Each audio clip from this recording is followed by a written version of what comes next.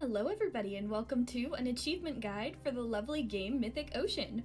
A lot of you wanted this, and after I managed to 100% the game I knew I had to. We'll be going over the 33 achievements that are currently out on Steam, but if any new ones are added in the future, I'll be sure to come back and get them as well.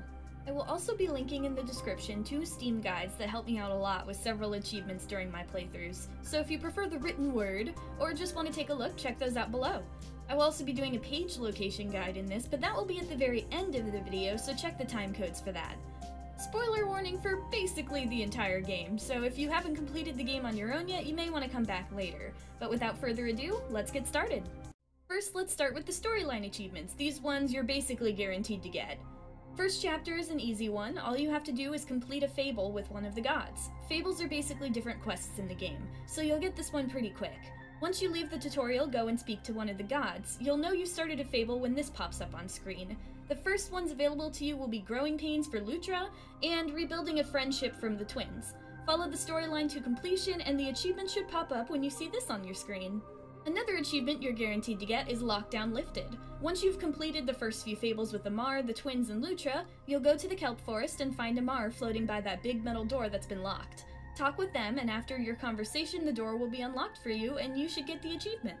Speaking of Alethea, one of the achievements you can possibly get in her storyline is Safe and Sound. For this, you need to find a way to get the creatures trapped in the breach back into the ocean. For this, there are 2 ways you can do it.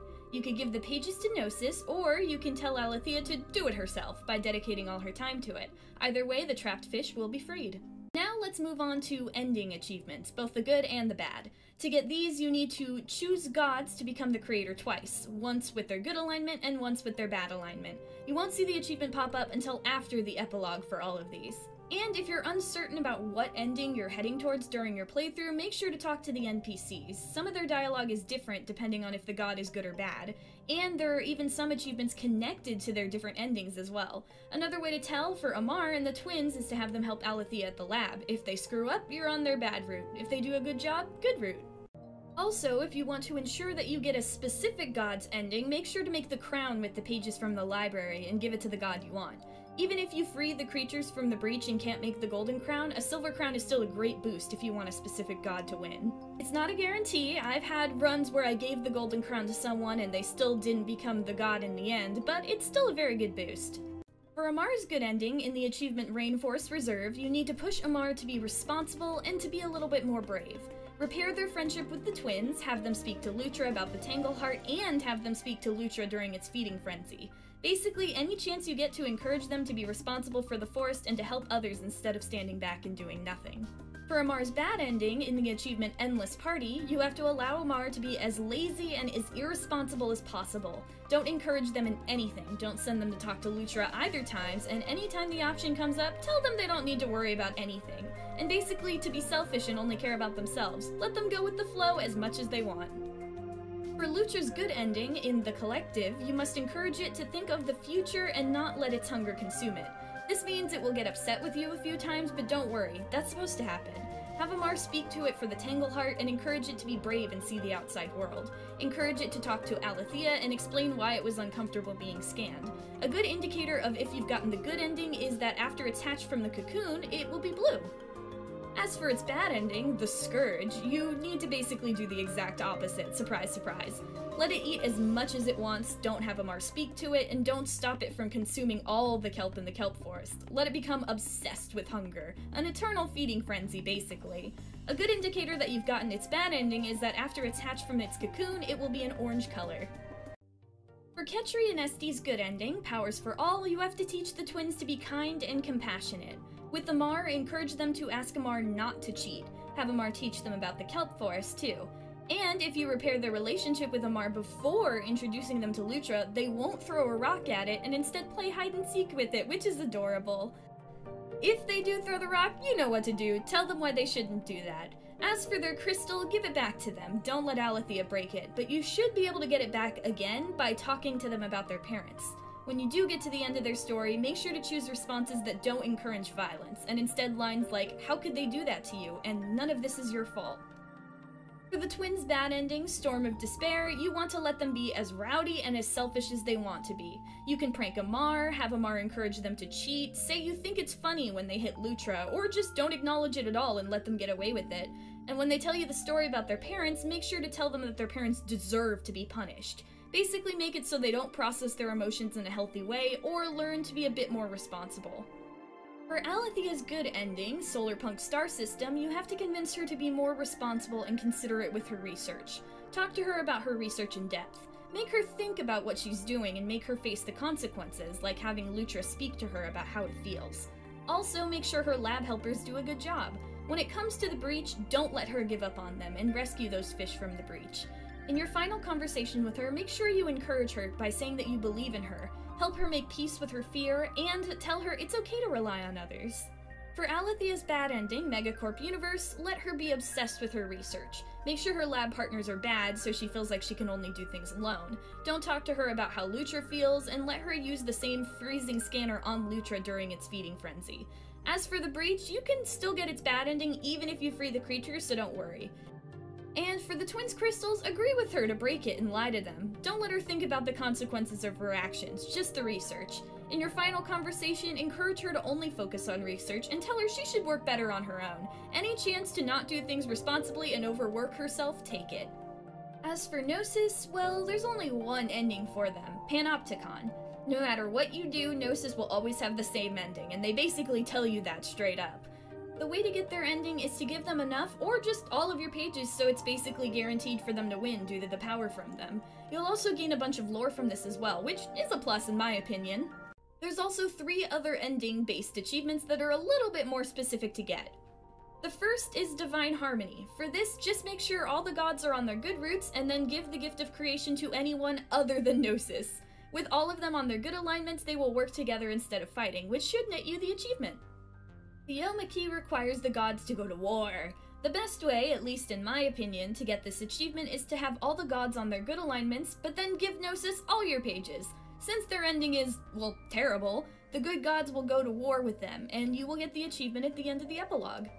The last of the ending achievements is Diplomacy Check. For this ending, you need the gods to be at odds with each other, but not enough to go to war. The guide I've linked below lists 3 different ways to do this, and the one I chose was Megacorp Universe. I had a bad Aletheia and Lutra, and the twins and Amar were on their good roots. This should lead to an event where the gods try to talk to each other, and at the end of the epilogue you should get the achievement. Okay, now we move on to NPC achievements. There are quite a few of these, and some of them are tied to the gods' good or bad roots, so make sure to check which ones you're on as you hunt for these. The first 2 achievements will be the easiest to get, because Diplomat and Ambassador are basically the same one. For these 2, you need to meet 25 and then 50 NPCs. Basically, just talk to every NPC you can, and don't worry, a little more into the game, more will spawn in each area. To know if you have talked to someone or not, use your sonar ability. If you see their silhouette, you've spoken to them. If you see a star-like shimmer, you haven't spoken to them, or they have new dialogue to give you. If you think you've missed any NPC, make sure to pull up your teleporter. There's a little list showing you how many you've talked to and how many you haven't. Now let's move on to specific NPCs, starting with Rosetta, who you can find in the Eel Forest. She has 2 achievements, Dissonant Melodies and Harmonious Melodies. For both of these, make sure to talk to her right away at the beginning of the game, and then I usually leave her alone until the very end of my run. For Dissonant Melodies, you basically just need to make sure the voices of the ocean are not in harmony, so make it so everyone is on their bad route, or some are responsible and some aren't. But honestly, this should be one of the easier achievements to get, considering she seems to default to Dissonant Melodies. As for Harmonious Melodies, the best way I've found to trigger this is to have everyone on their best route and then talk to her right before you trigger the Gift of Creation. It doesn't seem to matter which god is in the lead, just make sure they're all on their best route and wait as long as possible to talk to her again. Next up is the achievement, A Truly Impressive Snout. This one is locked to Responsible Amar, so make sure you're on the right path to get it. For this, you'll want to go to the Kelp Forest and talk to the swordfish and the dolphin. The swordfish, Pout, will ask you to deliver a message. You'll give it to a dolphin who will misunderstand, and then go back to the swordfish. Rinse and repeat a few times until the swordfish is done. Then, when the Kelp Forest NPCs have updated dialogue, talk to the dolphin who will ask you to deliver a lovely message to the swordfish. After you deliver the message, talk to the dolphin one more time and you should get the achievement. Speaking of the dolphin, there's one more achievement attached to them. This one is locked to a Mars bad route and involves talking to the dolphin when you first arrive in the kelp forest. It will tell you about its daily delight philosophy, which is the name of the achievement. After this, play through the game until the dialogue updates again and talk to the dolphin once more. If they mention that now everyone is following their daily delight philosophy, the achievement should be yours. Staying in the kelp forest for this one still, you get the achievement Be Like Water when you first enter the kelp forest. Find the breakdancing crab. They will tell you a rule when you first talk to them. No matter what rule they tell you, talk to them again and choose the response Be Like Water. Next up, head to the coral reef for All Hail Lord Poison. Near the giant skull where the twins hang out is a pufferfish who wants to sing a song for you. Listen to their amazing tunes and compliment their singing. Then, when the dialogue updates in this area, go back and watch them perform the same amazing tunes for their fans to net this achievement. Still in the coral reef, you have two achievements connected to a crab named Tough. One for the twins' good route and one for the bad. You won't see Tough until the NPCs update, so don't worry if you don't see them right away. When the NPCs update, talk to them. On the good route, they will talk about how buff they are and how they're the biggest crab there ever was, and you'll fittingly get the achievement Biggest Crab Ever. On the bad route, they will be freaking out about the huge shadow behind them, and you will get the achievement Sciophobia. That's it for the coral reef, so let's move into Moss Cavern. We have 3 NPC achievements here. Let's start with the simple one. For the achievement Unsung Hero, make sure Lutra is on its good route and find the pile of creatures stacked on top of each other. One of them is named Zubin. Talk to them. And then when the NPCs update, talk to them again. And one of the ones stacked on top of them named Xander as well. It's so nice to see Zubin getting the recognition they deserve, and it's nice for you because you get the achievement. Last up is an achievement connected to a shrimp and a little fish that appear after the NPCs update. This is also locked to both the good and bad routes for Lutra, and you can figure out pretty quickly which one you'll get based on the shrimp's dialogue. For the perfect roommate, Lutra must be entirely on its good route. Talk to the shrimp Snap, and if they mention it being dark and that their eyes were never the best, you're on the right track. Go talk to the fish, Frill, and invite them to be Snap's roommate. Then head over, and if they're both there, you should be able to talk to them and get the achievement. For All's Well That Ends Well, Lutra must be on its bad route. Talk to the shrimp, and if they mention food being scarce, then you know you're on the right track. Go talk to the fish again and tell it to go see the shrimp. Then head back over to the shrimp and they'll say things didn't work out, but they did find a meal. Yeah, they totally ate that fish. Oh well, you got the achievement, that's all that matters, right? The last 3 achievements before we get to page locations are all just little fun ones you can do. The first is chasing whirlpools. Go to the kelp forest and let the whirlpool shoot you in the air 5 times. Boom, achievement get. Next, for Cradle of Stars, just sit in Lutra's adorable little pod for about 30 seconds. Finally, head back to Alethea's lab and be a little stinker. Press this button to open up the telescope room's floor, and then knock one of the things in her laboratory down the hole and into the ocean below. This will give you the achievement aptly named Goal! Now that all those achievements are out of the way, be prepared. I'm going to show you all the page locations so you can collect all of them for yourself. There's 18 total, you need 9 for Archivist and 18 for Loremaster, so let's get started. In the Eel Kingdom, there will be 3 pages total. The first one is found when you leave the starting area. After the sonar tutorial, swim up to the first page floating above you. The second page is easy to spot. As you enter the kingdom, you should be able to see it. Swim on the right side of the column in the sand and it'll be right in front of you. Now go back to the columns. In between the 2 columns, look up to the surface of the water. The page is right above you. In the kelp forest, there will be 3 pages initially. A good one to get right away is the one by Amar. After speaking to them, follow them until they're in the grove by the Tangleheart and look up. There's a page right above you. Another page can be found next to Pout the Swordfish. It's high up out of the water, so you're gonna need a whirlpool to throw you up to it. This last page you're gonna have to work for. Search in between the entrances of the Moss Cavern and the Coral Reef until you spot a dolphin swimming with the next page in its mouth. Chase that punk down and get your well-deserved prize. When the new pages get added, there will be 2 more in this area. The first can be found after teleporting in. Turn around to the exit of the grove and look down. Squished in between the rocks next to a little seahorse is your page. The last page can be found right in front of the entrance to the mid-seas. It may be surrounded by kelp and a little hard to spot, but it's right in there. Unless you let Lutra eat everything, then you shouldn't have a hard time spotting it. In the Moss Caverns, there will be 3 pages initially. For one page, look at the 2 stargazing creatures in the sand named Astra and Astrid.